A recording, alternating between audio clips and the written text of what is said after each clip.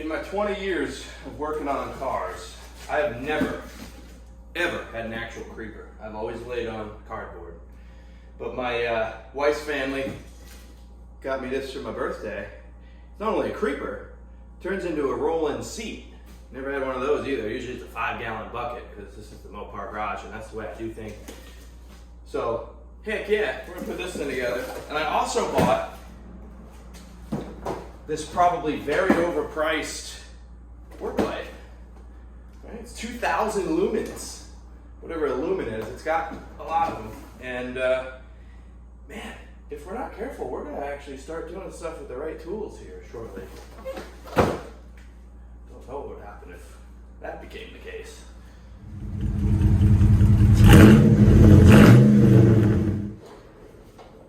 All right, man, this thing is a unit.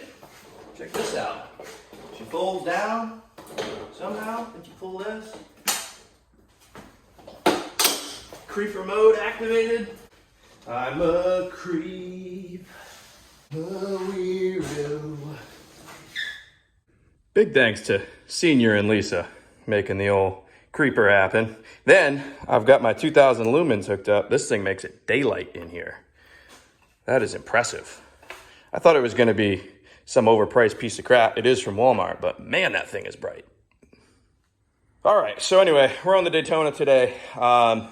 This Pro Lift is actually going to be perfect for what we're doing today. We are going to finally reapply the trim pieces that are missing from this car. This car came with the side trim piece, which is I'm very thankful for because this stuff is essentially unobtainium. You cannot buy it. It is missing one more piece, the other side. This piece right in front of the door here was also missing. I thought this was gone, thought we'd never have it. Looked in the back seat a few weeks ago and voila, we have that as well. So that is just fantastic. All right, previous owner tried several different methods to reattach this thing, none of which worked. It has shrunk a little bit over the years, being detached, maybe. That's okay. It's gonna get us close. Looks like they tried to use some cheap double-sided tape. Looks like they tried to use some kind of putty / Bondo type material. So we'll have to remove all this. And what we're gonna try is this Gorilla Tape, heavy duty, 60 pounds, 1 pound per 2 inches, whatever that, oh, you know, that's such a lie. Holds 60 pounds and you put the whole darn roll on. Anyway, this is indoor, outdoor, weatherproof, yada, yada, yada. So we're gonna try it. It's Gorilla, so I trust it. That stuff is usually pretty darn strong, but first, we've gotta go, this poor original paint.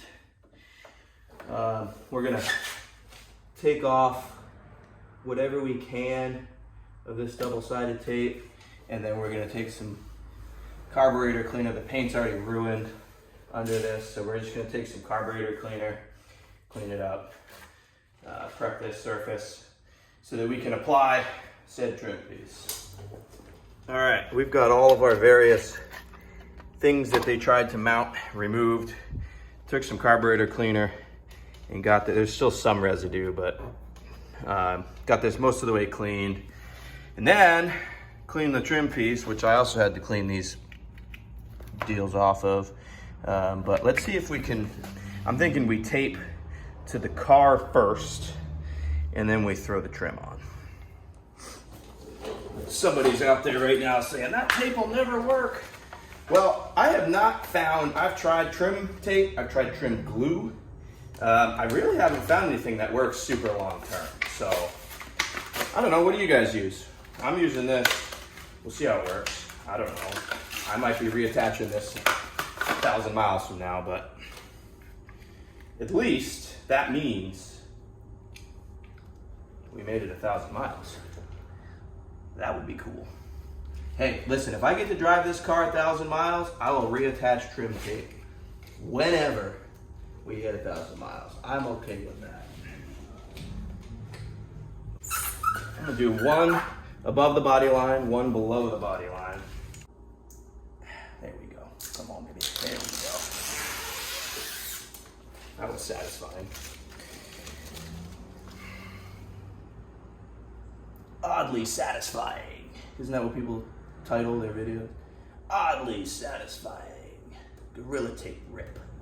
Maybe that's what I'll title the video. Oddly satisfying. All right.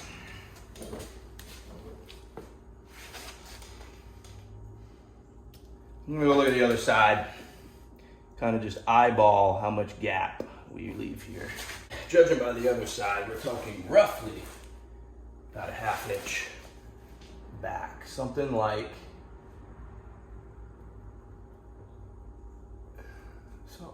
that. Yeah.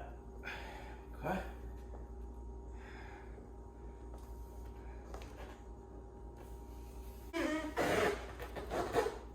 See, this is, over the years, has kind of shrunk. It doesn't quite come all the way to the back of the door. Which I'm not super excited about that, but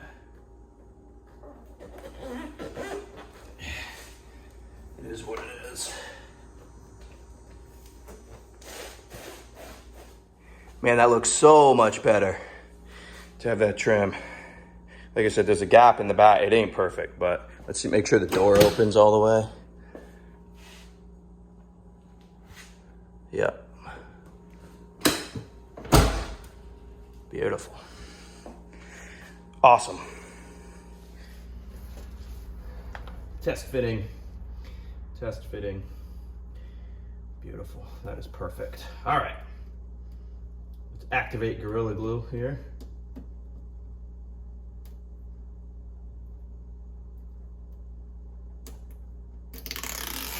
Oddly satisfying.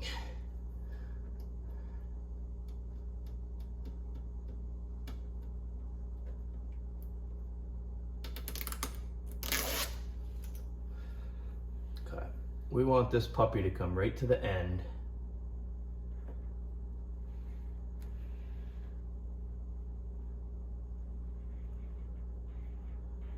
Line up.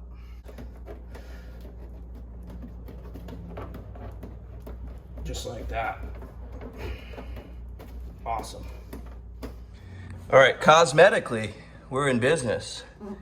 The car is pretty much good to go. We do have this piece that we'll have to add, and then I need to get, I doubt I can find the original ones, but I need to get some of these gold Turbo Z stickers custom made.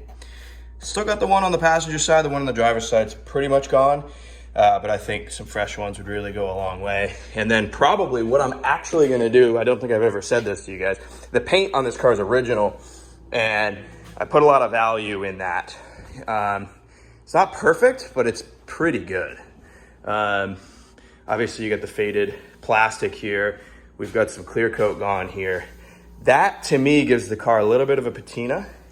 And probably what I'll use is that Vice Grip Garage Shine Juice stuff, and just apply the shine juice and lock in that patina is probably my grand scheme for the paint. You can see the old Turbo Z decal pretty much missing here on the driver's side. But man, that looks a lot better. This car has every single trim piece all the way around. That is just fantastic, because like I said, you cannot buy those. Cool, all right, time to move on to the less fun part. Shouldn't take too long. I'm gonna cut this subframe the rest of the way out so that we can have complete removage of it, because I wanna put the head on. However, look at all those lumens, jeez. However, I think we should put the head on, the new subframe on, so that we can run the new power steering lines, because obviously our new steering rack, which is right there to replace the old one, will go on our new subframe, and we can then put the subframe on, run the lines up to the steering pump, because that is pretty hard to do with the head on. So I really just want to get this engine done. So let's get this handled. The exciting part is when I get this subframe changed out, the car can now finally roll. We've been having major problems with the garage doors not opening and closing. So I need to do like a full replacement, because whoever built this place. Yeah, not approved. So the catch is, I'll get under there and show you on my new Pro Lift creeper. So the catch, we're here under the car, catch is where this frame meets the mounting points. I just don't fully trust that. It would probably be okay. This side's a little better.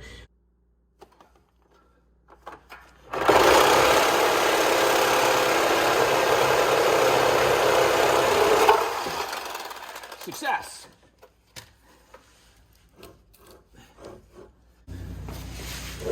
So let's start our swinging. There it is. All right, old subframe, new subframe. Obviously, we're gonna have to swap the A-arms over. This is the side I had to cut. Should look like that, but you can see this has been, looks like, looks like this thing has really been cobbled, because that does not look the same as that. Yeah, this thing's been just fabricated on, and it's missing the top. Yeah, it's terrible shape. And underneath the car, I'm gonna get back under there and see what we're up against here, where we have to hire a fabricator, see what we gotta do with that. I think next step, I'm gonna take a die grinder and try to snip this off. And then take a standard grinder, try to get it back to evens, because here's the problem. Like here, this material right here, I'll zoom you in. This material, I think, is the subframe, not the frame of the car. So is that gonna mess up, you know, alignment or what have you? So we're gonna have to see here. I'm gonna start trying to clean this up, clean this side up. This is the driver's side. But look how nice the frame of this car is. I mean, the underneath of this car, just in fantastic shape. Most of these rotted away. So, really pleased with that. Yeah, that's just gonna be a grinder. Be careful of these fuel lines and grind this away.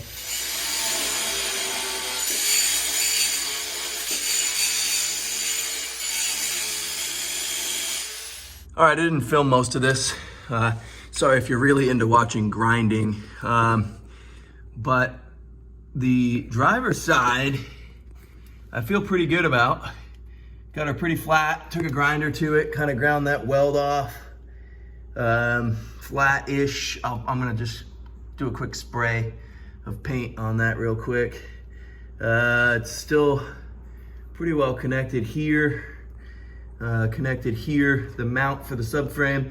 So I feel good about that. The passenger side, I think, is where we're gonna have to maybe bring in a professional. This mount is disconnected here. It's just basically separated off of the frame there. I did cut the rest of this tab off, and I ground it down somewhat to get it somewhat ready for some kind of fabricator to come in and kind of rebuild this plate. I'm not gonna do it. I can weld. I'm not excellent at welding by any means. So, yeah, I think this passenger side will need to do a little bit of work. So unfortunately, we're not gonna be able to just slap the subframe back up in there. While we're at it, I mean, shoot, this is the front mount on the passenger side. It's all broken off as well. So, yeah, it's a good, I mean, just look at, somebody tried to weld that. We're just gonna need to rebuild these mounts. I mean, that's all there is to it. And then let's see what driver side's better. I would reuse that. I mean, it is welded here a little bit, but I would grind that down and reuse that. But I think what we're gonna have to end up doing is have somewhat of a rebuild down here, some kind of mobile fabricator to come out who's willing to crawl under this car and build something. No idea what that's gonna cost, we'll see. Well, we didn't finish the subframe. We got a lot done, but I guess I can only really cross off one thing today. Bummer, but we made pretty good headway. Just got to bring in a fabricator, swap the A-arms, clean that thing. We can start prepping it kind of in the next video. But yeah, I really want to get this done so that we can get wheels and tires on the car so that we can roll it out of the garage, so that we can fix our situation here. Appreciate you watching and following along with this build. If you know any fabricators in the Charleston, South Carolina area, comment them down below. Shot in the dark, but it's got to be someone who's comfortable crawling under a car and fabricating underneath a car in place that's not on a lift. So gonna take somebody who's got some passion. Appreciate you guys watching. Subscribe, like, comment, all that good stuff. Again, thank you. You guys are the best. Thank you for getting us monetized. We'll see you on the next one.